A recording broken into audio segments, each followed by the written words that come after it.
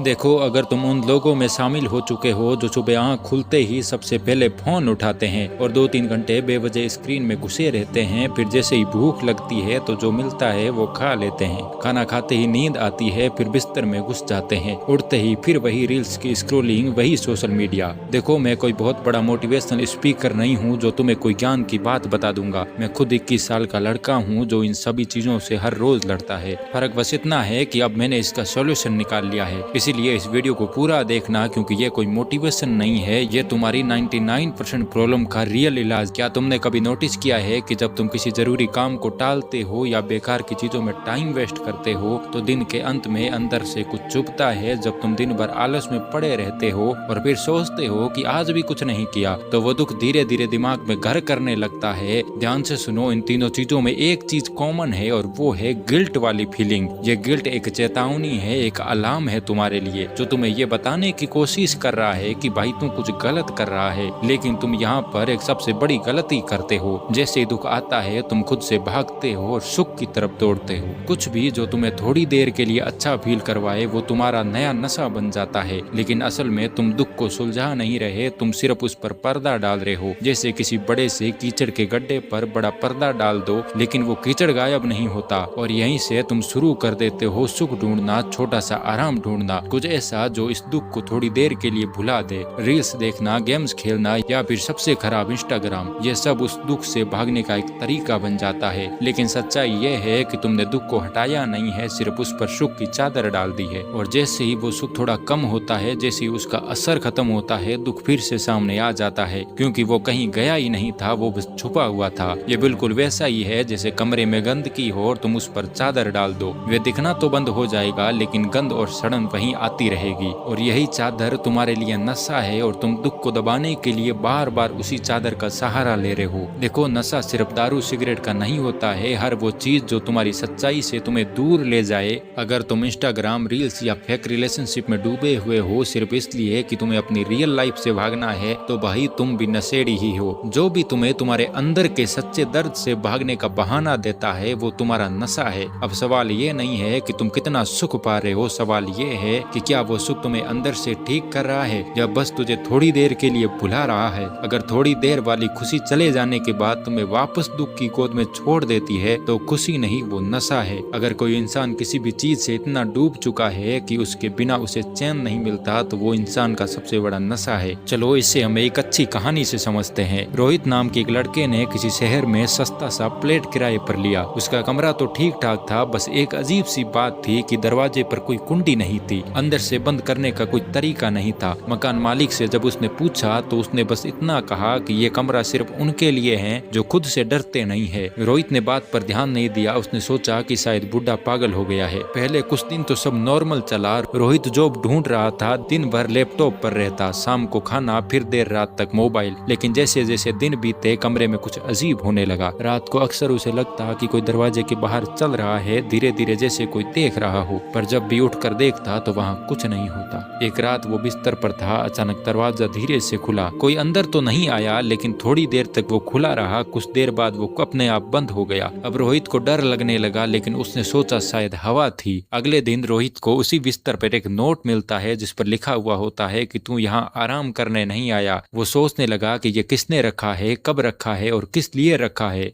कमरा भी बंद नहीं होता तो शायद आया कौन होगा। वो बेचैन हो गया, पर उसने खुद को समझाया कि मैं ज्यादा ओवर थिंकिंग कर रहा हूँ। जैसे ही वो अगली रात सोया तो फिर से दरवाजा खुला और अब सामने कोई खड़ा था। सामने कोई आदमी खड़ा था, लेकिन उसे चेहरा नहीं दिखा था, बस वो खड़ा था शांत होकर। रोहित जोर से चीखने लगा और बोला, कौन हो तुम? उस आदमी ने बस एक बात कही, मैं वो सब कुछ हूँ जो तुम बन सकता है। रोहित अंदर से हिल जाता है और कहता है, क्या बकवास कर रहे हो? वो आदमी हंसा और बोला, तेरे हर टाले हुए फैसले का नतीजा मैं हूँ। हर वो दिन जब तू कुछ कर सकता था लेकिन तूने खुद को टाल दिया। अब उस कमरे में सिर्फ वो एक आदमी नहीं था, हर दिन एक नया चेहरा अंदर आता। एक बच्चा जो पियानो सीखना चाहता था लेकिन कभी सीख नहीं पाया, एक लड़की जो कॉन्फिडेंस से बोलना चाहती थी पर डरती रही, एक लड़का जो हर सुबह उठकर वर्कआउट करना चाहता था पर वो रात तक फोन में डूबा रहा।